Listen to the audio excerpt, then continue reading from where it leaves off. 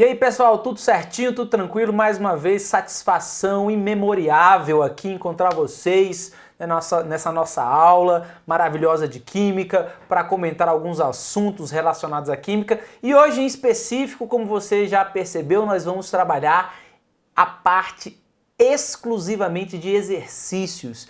Mais detalhadamente, vamos trabalhar exercícios relacionados com físico-química. A físico-química aí, né, vamos dizer assim, é o bicho-papão das pessoas. Envolve física, envolve química, envolve vários assuntos. Então, de vez em quando a pessoa fica assim, meu Deus do céu, será que eu consigo entender isso? Consegue sim, consegue facilmente, é só interpretar, é só ler com cautela, né, com parcimônia, que você com certeza consegue resolver todos os exercícios relacionados à parte de físico-química, bem?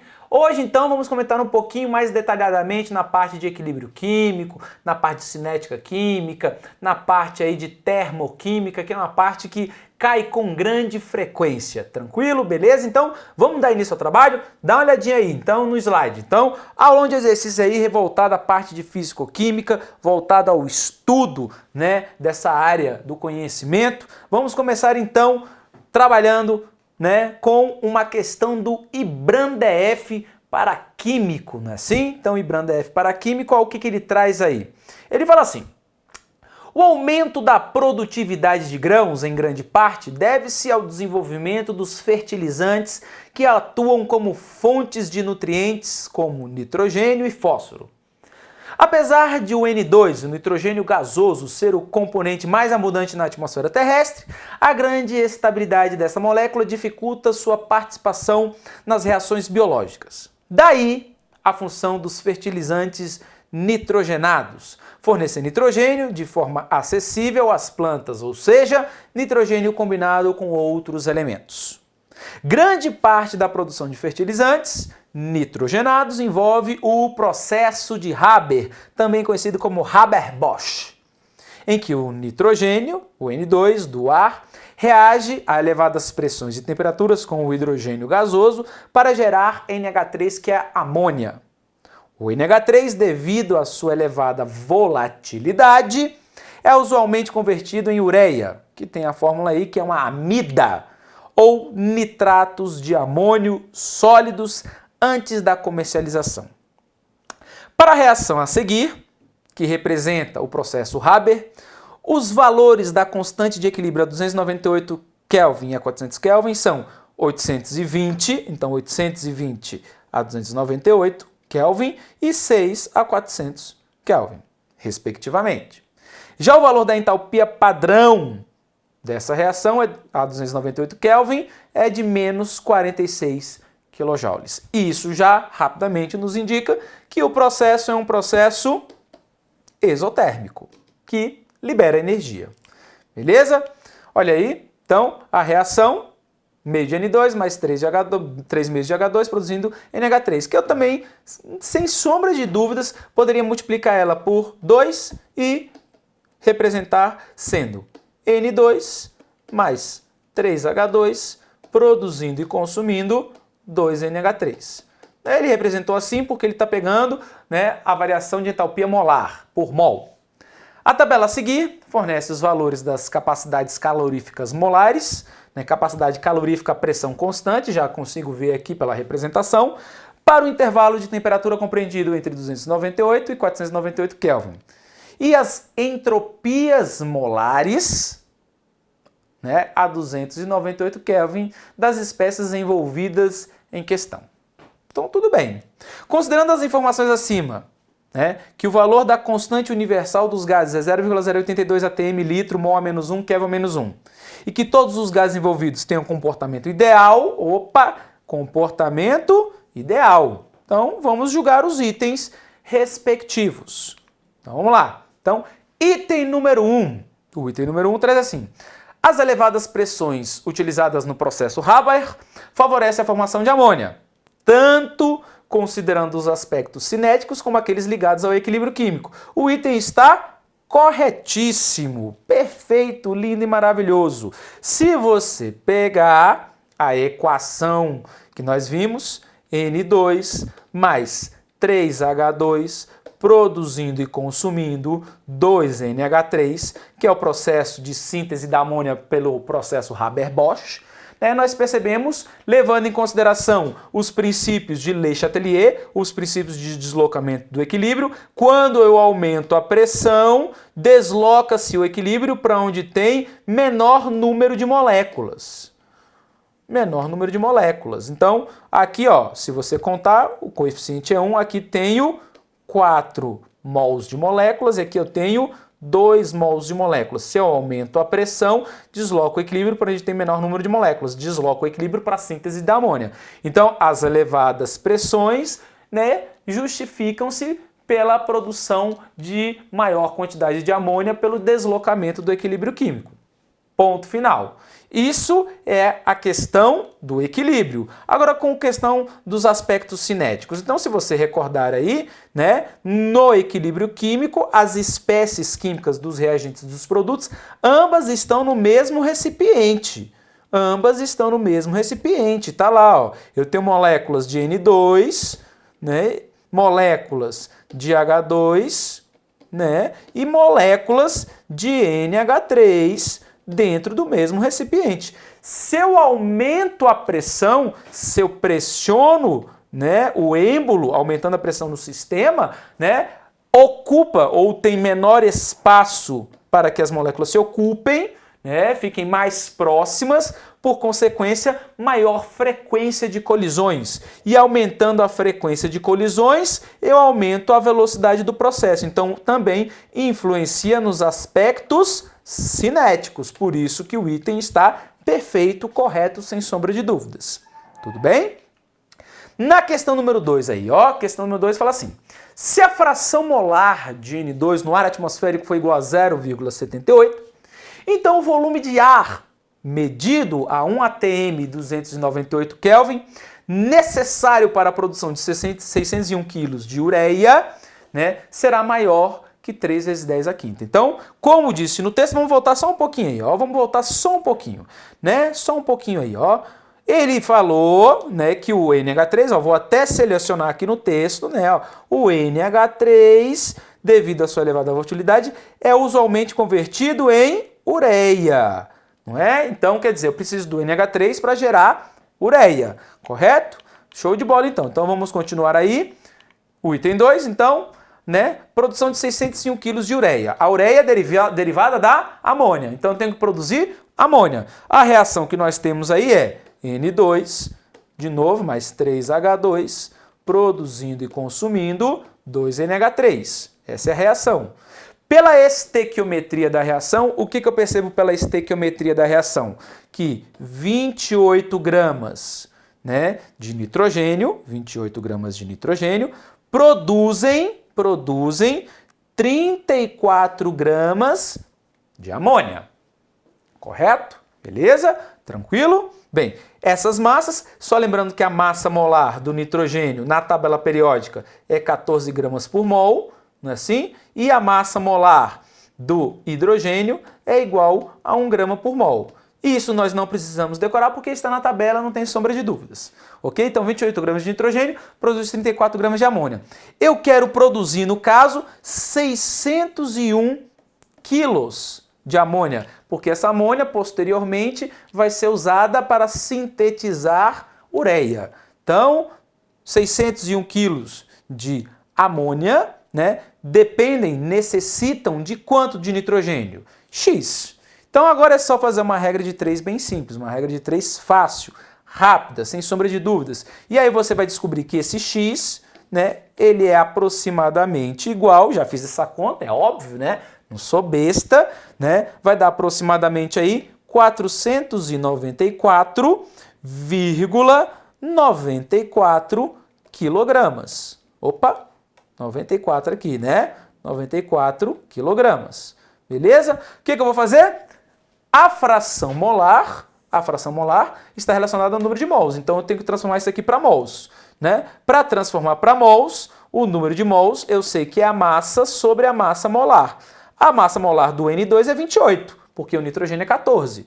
Então eu vou descobrir que o número de mols, dividindo a massa pela massa molar, dividindo 494,94 por 28, levando em consideração que isso aqui tem que ser em gramas, então vezes 10 a terceira, eu vou encontrar o resultado sendo aproximadamente 17, né, 67 vezes 10 a terceira mols, correto? Então grava esse número, vou selecionar ele aqui, ó, ele que eu vou usar, beleza? Ué, mas eu tenho o número de mols, mas ele quer o volume. Número de mols e volume, pô, tem alguma relação? Tem. Vamos lembrar aí, ó, ele citou a constante universal dos gases. Se ele citou a constante universal dos gases, possivelmente eu vou usar a equação de Clapeyron, não é assim? A equação de Clapeyron eu tenho lá, P vezes V é igual a N vezes R vezes T. Ok? Eu tenho a pressão? Tenho, 1 atm. Eu tenho a temperatura? Tenho, 298. Eu tenho o número de mols? Opa, acabei de achar aqui, ó. 17,67 vezes 10 a terceira. Então dá para encontrar o volume? Com certeza, porque o R foi citado no enunciado da questão. Então pressão, 1. Volume é o que eu quero saber, que é igual ao número de mols, 17,67 vezes 10 a terceira, vezes 0,082, vezes 298, é claro, né? Vou descobrir que o volume aqui, e esse volume é o volume de nitrogênio. O volume aqui vai ser, então, aproximadamente, né? Aproximadamente aí, 431,94 vezes 10 a terceira litros, né? Mas ele não quer o volume de nitrogênio, ele quer o volume de ar. Não é isso? Volume de ar atmosférico. Então é só fazer uma correlação agora de regra de 3. Eu sei que a fração de molar de nitrogênio é 0,78. 0,78 é 78% do total. Então isso aqui corresponde a 78% do total. Né? Do total o quê? Do volume de ar. O volume de ar vai ser quanto? 100%. Então 100% vai dar quanto em volume? X. E aqui corresponde ao ar atmosférico que será utilizado. Por consequência, você vai descobrir que o X aqui, né, vai ser aproximadamente, né, 553,77 vezes 10 a terceira litros. Andando duas casas com a vírgula, vou ter 5,53 vezes 10 a quinta litros. Né? Então, o volume de ar é maior que 3,0 vezes 10 a quinta? Oh, com certeza, o item está correto. Certo? Lindo, maravilhoso. Dá só uma olhadinha aqui para mim.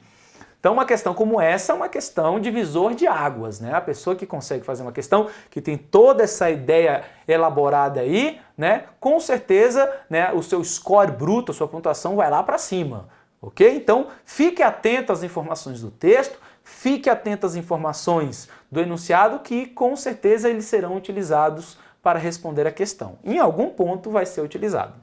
Beleza? Tranquilo? Vamos dar continuidade? Vamos continuar com essa ideia? Olha para o slide então, continua aí.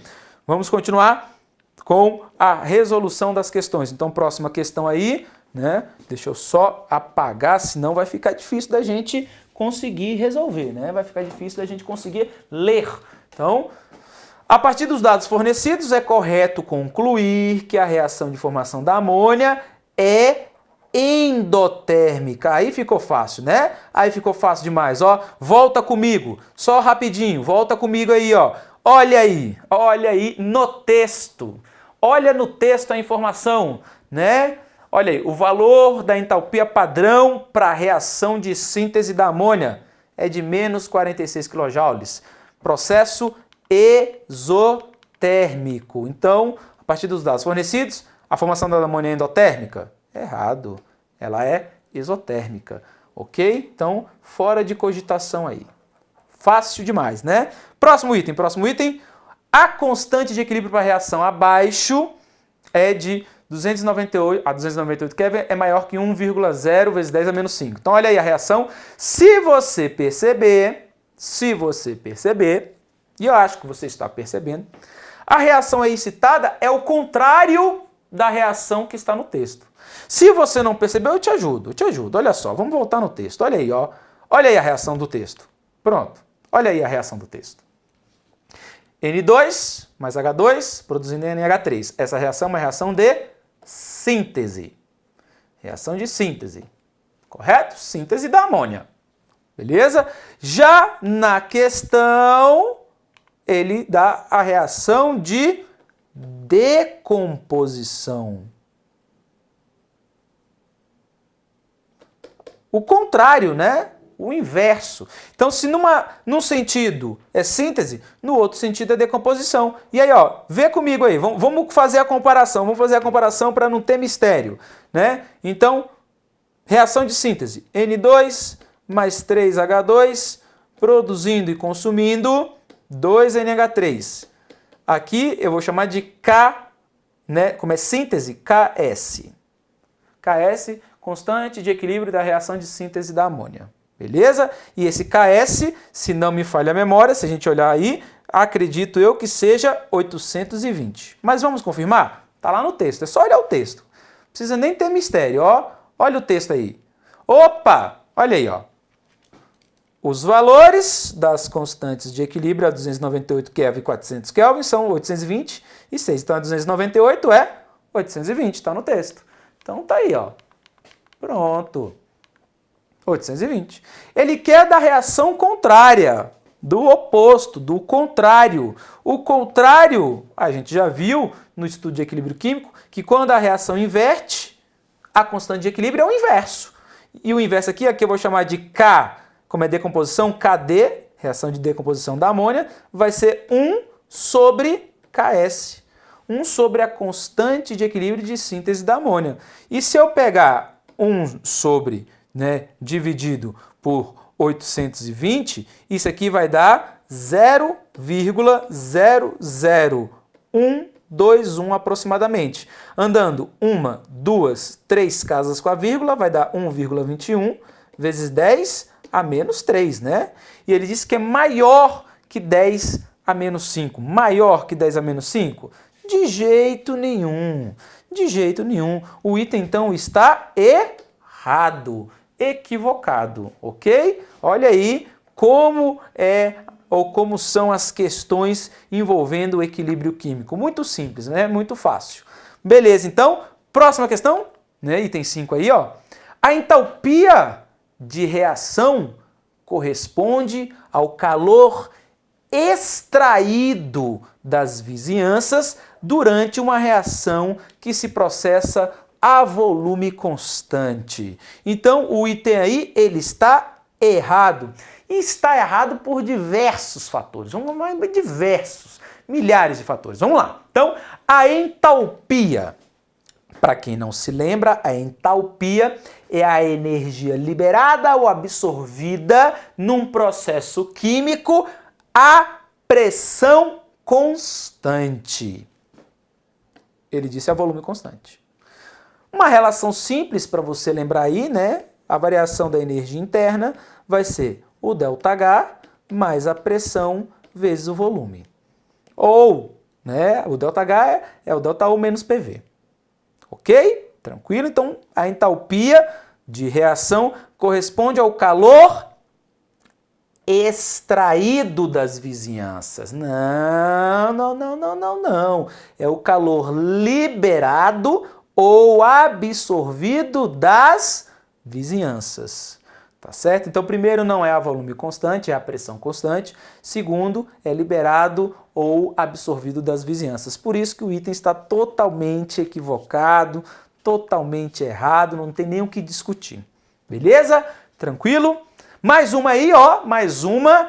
Para que uma transformação, a pressão e temperatura constantes, seja espontânea, a variação da energia livre de Gibbs deve ser negativa. Opa! ΔG é igual a ΔH menos T ΔS. Energia livre de Gibbs. Para que o processo seja espontâneo, o ΔG tem que ser menor do que zero.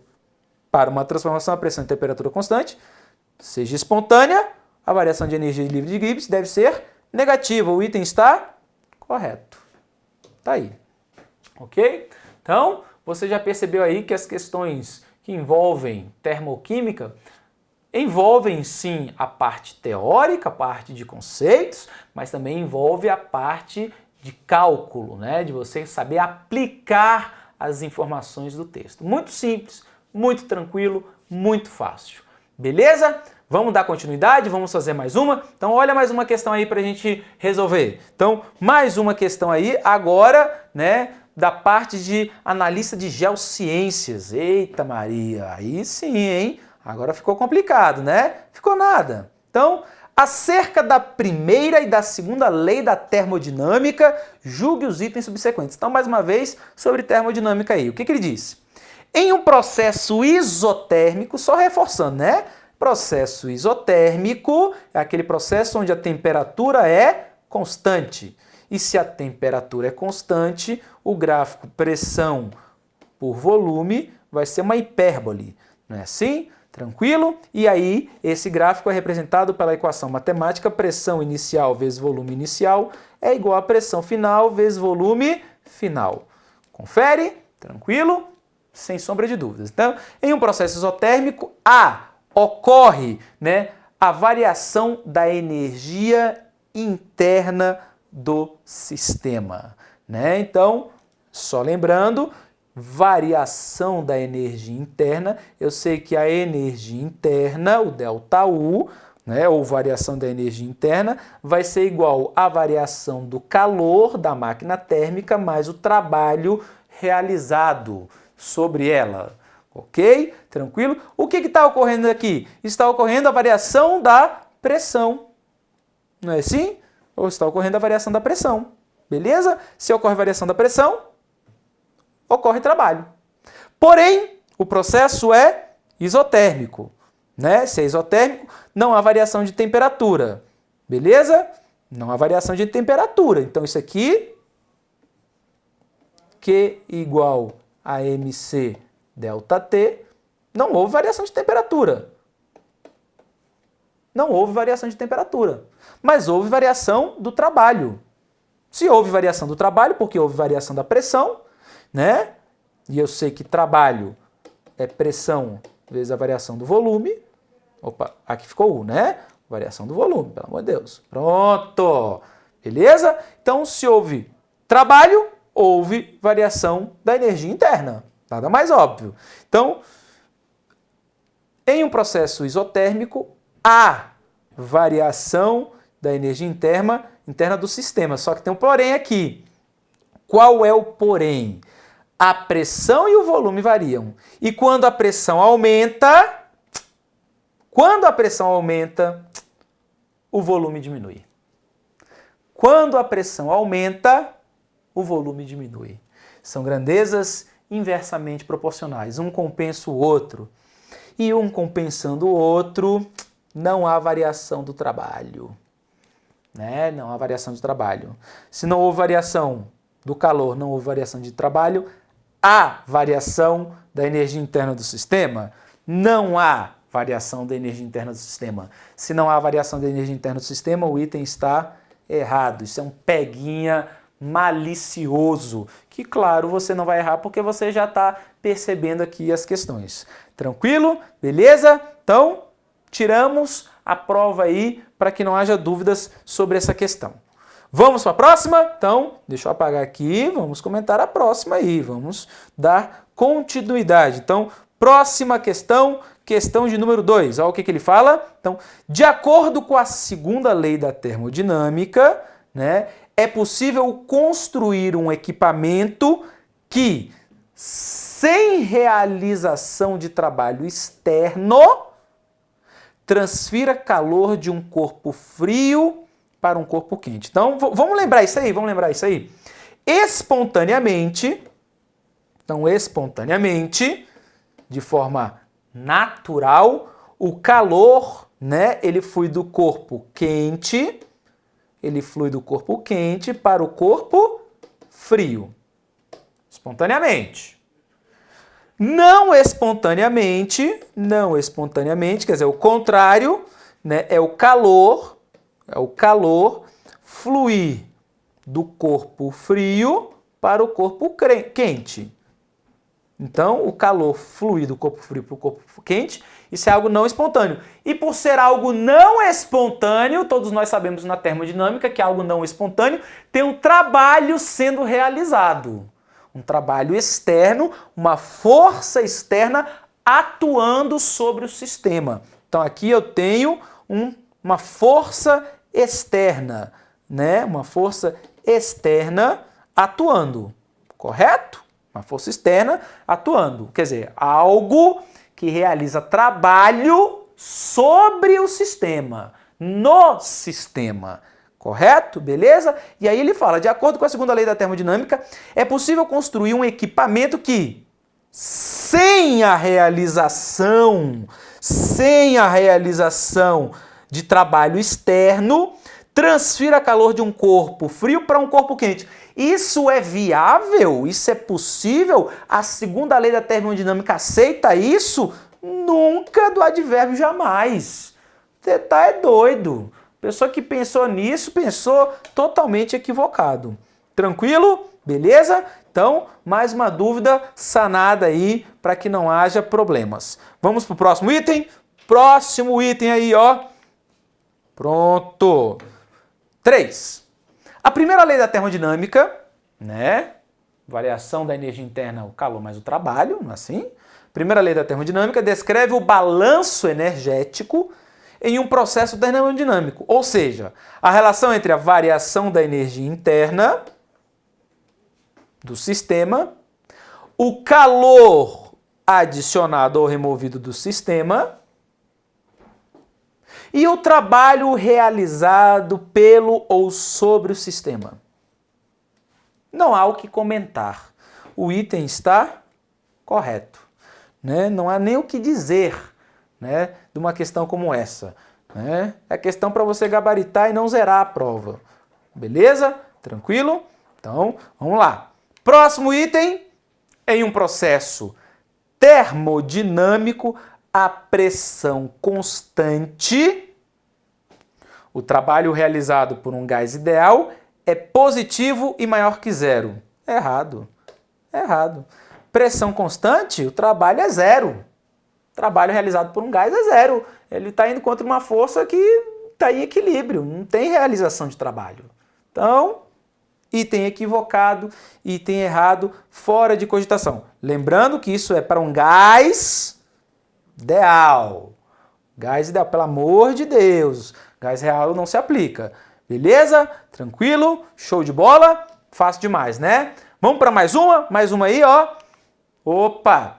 Da mesma prova, analista em geociências. A cinética química é a ciência que estuda a velocidade das reações químicas e os fatores que a influenciam. Acerca desse tema, julgue os itens subsequentes.